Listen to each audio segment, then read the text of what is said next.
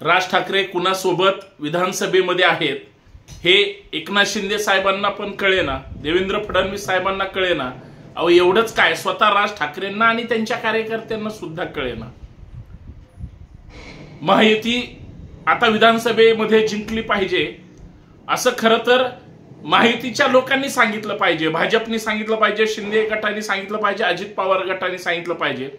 पण महायुतीचे प्रवक्ते म्हणून राज ठाकरे मात्र पुढचा मुख्यमंत्री कोण होणार तर तो भाजपचा होणार, मुख्यमंत्रीच कोण होणार तर ते देवेंद्र फडणवीस साहेब होतील असं अजित पवार किंवा एकनाथ शिंदे न सांगता राज ठाकरे सांगतायत। याचा अर्थ मनसेला कळतच नाही किंवा मनसेचं काय चाललंय हे मनसैनिकांना कळत नाही, राज ठाकरेंना लक्षात येईना। आणि तसाही लोकसभेला बिनशर्त पाठिंबा दिल्यामुळं सगळे मनसेचे कार्यकर्ते हे भाजपचेच कार्यकर्ते आहेत असं कदाचित त्यांच्या कार्यकर्त्यांना वाटायला लागलं। परंतु राज ठाकरेंनी महाराष्ट्राच्या राजकारणामध्ये स्वतःची एक स्वतंत्र जी रेष ओढली होती। त्यांचं एक सुंदर वाक्य होतं, मी माझं चिन्ह हे मिळवलंय, मी ढापलेलं नाही। याचा अर्थ शिंदे साहेबांना ज्या पद्धतीचे चिमटे काढायचे होते, अजित पवारांना ज्या पद्धतीचे चिमटे काढायचे होते ते राज ठाकरेंनी काढलेले आहेत। विधानसभेच्या निवडणुकीमध्ये महाराष्ट्रातल्या या सत्ता संघर्षामध्ये सगळ्या राजकीय पक्षांचं काय होणार, खास करून सत्ताधारी आणि विरोधक काय भूमिका घेतील या मुद्द्यावर मित्रांनो चर्चा करायचे। सर्वांना जय जिजाऊ।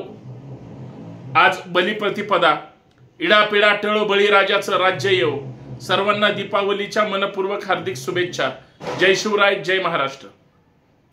मी संतोष शिंदे।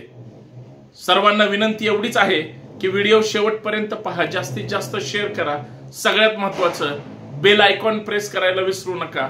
आणि प्रत्येक राजकीय पक्षांच्या कार्यकर्त्यांपर्यंत नेते इकडे तिकडे वळवळ करतायत, कार्यकर्ते तिथंच आहेत, त्या प्रत्येक कार्यकर्त्यापर्यंत ही व्हिडिओ पोहोचली पाहिजे।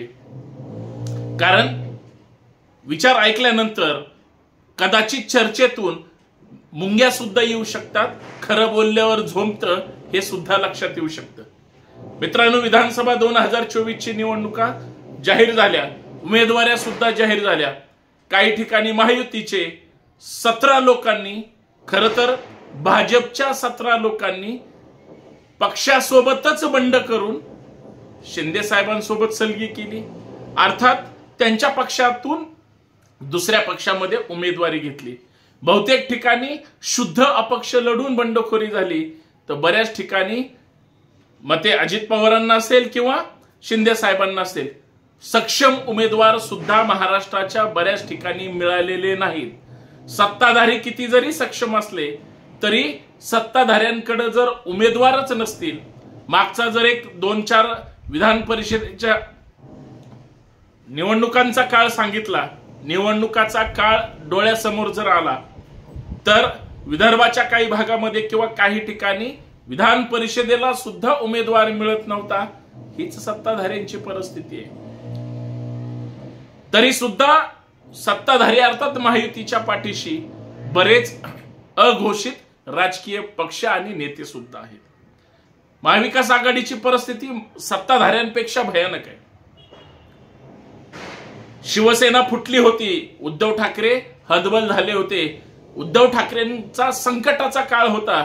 संभाजी ब्रिगेड पहिली अप्रोच झाली, संभाजी ब्रिगेडनं पडत्या काळामध्ये उद्धव ठाकरेंसोबत जाण्याचा निर्णय घेतला होता।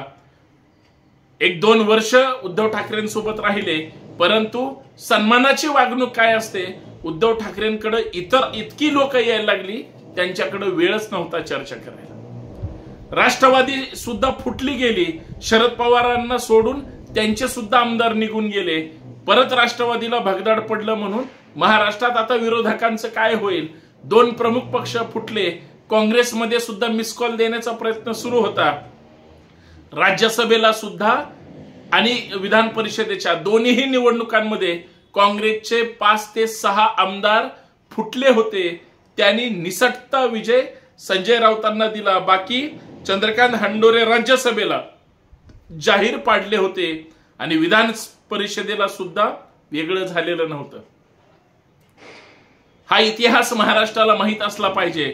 विधानसभेच्या निवडणुका आता प्रत्यक्षात तुमच्या माझ्या समोर 2-4 दिवसात एकदा मागे घेण्याचा प्रश्न संपला की प्रचाराला सुरुवात होईल.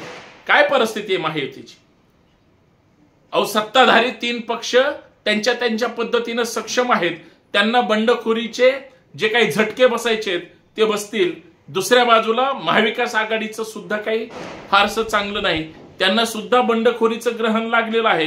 पण ज्यांच्याकडे काही नव्हतं त्यांच्याकडे कमीत कमी आता उमेदवार तरी आलेले आहेत.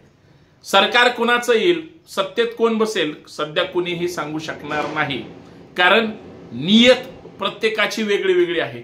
राज ठाकरे नावाचा एक रेल्वे इंजिनचा पॅटर्न महाराष्ट्रामध्ये तेवढ्याच ताकदीनं गाजतो आहे. भले त्यांचा एकच आमदार असू द्या, आता भविष्यात निवडून येतील की नाही अजिबात काही सांगू शकणार नाही. परंतु मीडियामधून, मीडिया ट्रायल म्हणून राज ठाकरेंना सतत प्रमोट केलं जातं. राज ठाकरेंनी कुणाचाही पक्ष फोडून स्वतःच्या चुलत्याचा सुद्धा पक्ष न फोडता ते स्वतंत्र बाहेर पडले. महाराष्ट्रात स्वतःचं नेटवर्क निर्माण केलं. महाराष्ट्रात राज ठाकरेंनी सगळ्या राजकीय पक्षांना स्वतंत्र पर्याय म्हणून महाराष्ट्र नवनिर्माण सेना नावाच्या पक्षाचा पर्याय दिला. पहिल्या विधानसभेमध्ये घवघवीत 12 आमदारांपर्यंत यश आलं. बऱ्याच महानगरपालिकेमध्ये, पुण्यात 27 असेल, नाशिक तर अख्खी महानगरपालिका ताब्यात घेतली. असं बऱ्याच ठिकाणी त्यांनी त्यांचं कर्तृत्व सिद्ध केलं होतं. मराठी माणसाची खरंच आता गरज आहे आणि मराठी माणसाला खरंच पाठीराखा म्हणून राज ठाकरे साहेबांकडे पाहिलं जात होतं. आपलीच सगळी भाऊबंद त्यांच्या पक्षात सुद्धा काम करतात. पण खळखट्याच्या नावाखाली बऱ्याच जणांवर गुन्हे दाखल झाले. ज्यांच्यावर गुन्हे दाखल झाले आणि ज्यांच्या मागं पोलिसांचा किंवा कोर्टाचा ससेमिरा महाग लागला, ती तशीच कार्यकर्ते माग सरकत पक्षापासून लांब गेली. त्यांना कुणी जवळ केलेलं नाही. आज ती कार्यकर्ते पक्षात आहेत का तर तुम्ही सांगू शकणार नाही. हळूहळू जो टेम्पो मनसेचा होता तो हळूहळू कमी झाला. आणि तशाच दरम्यानच्या काळात मीडियामधून राज ठाकरे किंवा प्रति बाळासाहेब ठाकरे हे लोकांना पाहायला मिळत असल्यामुळं त्यांचा वक्तशीरपणा, हजरजबाबीपणा, शिवराळ त्यांच्या स्टाईल मधली ती भाषा लोकांना आवडत होतीच. सगळ्या पक्षाचे नेते हे त्यांची भाषणं बऱ्यापैकी ऐकतात तरी. अशा दरम्यानच्या काळामध्ये मनसेला नंतरची पंचवार्षिक यश नाही मिळवता आलं. दुसरी नंतरची पंचवार्षिक यश मिळवता नाही आलं. आता 15-20 वर्षाच्या काळामध्ये मनसेच्या हातामध्ये एक आमदार फक्त राहिला. बाकी पक्षाचं काही नाही राहिलं. जे काही त्यांच्या सोबतचे पहिल्या क्रीमचे नेते होते 2-4 शिल्लक राहिले. कदाचित मनसेनी त्यांची मरगळ जर झटकली तर ते काहीतरी करू शकतात. दुसऱ्या बाजूला राज ठाकरे महाराष्ट्राला सांगतात, सगळ्या राजकीय पक्षांना सांगतात, माझ्या हातात सत्ता देऊन बघा, मी महाराष्ट्र बदलल्याशिवाय राहणार नाही. परंतु आता त्यांच्या भाषेचं चित्र बदललं. मनसे शिवाय महाराष्ट्राचा मुख्यमंत्री किंवा सरकार स्थापन करू शकणार नाही असा आत्ताचा प्रवास आहे. ज्या मनसेला स्वतंत्र सत्ता पाहिजे होती ती आता कुबड्या होण्याची त्यांनी आता ठाणलेली आहे. त्यांनी जाहीर एका वृत्तवाहिनीच्या मुलाखतीमध्ये जाहीर करून टाकलं, आमच्या सपोर्ट शिवाय राज्याचा मुख्यमंत्री ठरू शकणार नाही, सरकार तर अजिबात नाही. मोदी साहेब ज्यावेळेस प्रधानमंत्री लोकसभेच्या निवडणुकांमध्ये इकडे तिकडे महाराष्ट्र देशभर फिरत होते, याच मनसेने बिनशर्त पाठिंबा दिला. ना सत्तेत सहभागी होणार ना त्यांच्यासोबत काही पाहिजे. आता राजकारणामध्ये पाठिंबा दिल्यावर काय मिळत असतं हे अदृश्य शक्तीला माहित असतं. पण विधानसभेमध्ये तशी परिस्थिती आहे का? विधानसभेला कदाचित मनसेने जी काय 2-4-5 उमेदवार ताकदीचे उभे केलेत, एकूण 40-45 उमेदवारांची यादी जाहीर जरी केलेली असली, अंबरनाथ सारखा विधानसभा मतदारसंघ असेल जिथं मनसेची उद्धव ठाकरेंच्या उमेदवारांना त्या ठिकाणी पाठिंबा मिळू शकतो अशी कुजबूज आहे.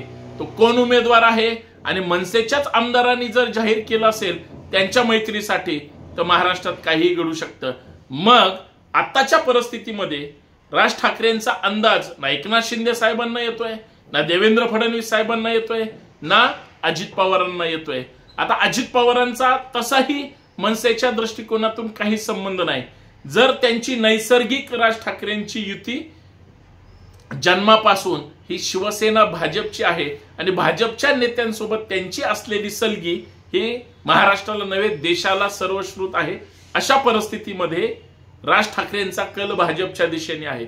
म्हणून त्यांनी असं जाहीर केलं की उद्या विधानसभेच्या निवडणुका जर 20, 22, 23 तारखेला निकाल जाहीर झाला तर मुख्यमंत्री भाजपचा होईल, मुख्यमंत्री कदाचित फडणवीस होतील, पण ते मनसेच्या सपोर्ट, म्हणजे त्यांचे जे काही आमदार त्यांना असं वाटतं निवडून येतील की न येतील हा नंतरचा विषय, परंतु एकनाथ शिंदे साहेबांसोबत असलेले राज ठाकरेंचे संबंध किंवा देवेंद्र फडणवीसांसोबत किंवा ठाण्यापुरती किंवा मुंबईपुरती जी काही टोलमाफी विधानसभेच्या निमित्तानं सरकारनं जाहीर केली त्याच्यात मनसेला वाटा म्हणून हे शिवसेनेला उद्धव ठाकरेंना थांबवण्यासाठी केलेलं कदाचित राजकारण असू शकतं. काहीही असू शकतं, काहीही होऊ शकतं. पण या सगळ्या गोंधळामध्ये मनसेचं काय होणार? मनसेचं जर कुणालाच काही कळणार नसेल तर जो काही पक्षाचा मतदार होता किंवा तो जो टेम्पो होता तो फक्त मीडियाला गृहीत धरून मीडिया समोरच ते फक्त ट्रायल चालून चालणार आहे का? कार्यकर्त्यांचा जर अभ्यासाने विचार केला, मला सांगा महाराष्ट्रामध्ये की महाविकास आघाडी नकोय किंवा महायुती सुद्धा नकोय, तिसरा पर्याय सुद्धा महाराष्ट्रामध्ये आहे, पण मनसेमधून लढणार असं कोण म्हणताना दिसतं का? वेळ पडली तर चौथा, पाचवा पर्याय किंवा संभाजी ब्रिगेड पर्यंत लोक येत आहेत, परंतु जर ज्यांच्या पक्षाची विश्वासार्हताच हळूहळू त्यांच्या नेत्यांच्या भूमिकेमुळे जर कमी होणार असेल आणि बऱ्यापैकी निवडणुका लढवायच्या नाही आणि पाठिंबा द्यायचा असेल तर ना शिंदे साहेबांना कळतंय, ना फडणवीस साहेबांना, ना राज ठाकरे साहेबांना, ना कुणाला. मला एवढंच सांगायचंय की महाराष्ट्राच्या राजकारणामध्ये कुठलाही पक्ष असू द्या, कुठलाही नेता असू द्या, महाराष्ट्राच्या हितासाठी ते जर भूमिका घेत असतील आणि प्रामाणिकपणे ते जर पुढे जात असतील, हे तेच सत्ताधारी आहेत ज्यांनी इतर प्रादेशिक पक्ष संपवण्याची खुलेआम सुपारी घेऊन बऱ्याच नेत्यांना ईडी, सीबीआय ह्याच्या चौकशा लावून सगळ्यांना घरी बसवलेलं आहे. त्याच्यामध्ये ईडीची नोटीस राज ठाकरेंच्या सुद्धा बंगल्याला धडकली होती, हे वेगळं सांगायची गरज नाही. राजकारण असतं, सगळं काही पाणी पुला खालून जात असतं, परंतु कुठल्याही नेत्याचा अंदाज जर कुणाला येत नसेल तर चर्चा तर होणारच. काय होणार आहे विधानसभेमध्ये? हळूहळू टप्प्याने प्रत्येक गोष्टीवर आपण चर्चा करत राहू. धन्यवाद. जय जाऊ, जय शिवराय. पण अंदाज कुणालाच कुणाचा बांधता येत नाही. त्याच्यामुळं जे जे चाललेलं आहे ते स्वतःच्या हितासाठी, स्वार्थासाठी, कदाचित 2-4 कार्यकर्त्यांच्या हितासाठी चाललेलं असावं असं वाटतं. धन्यवाद.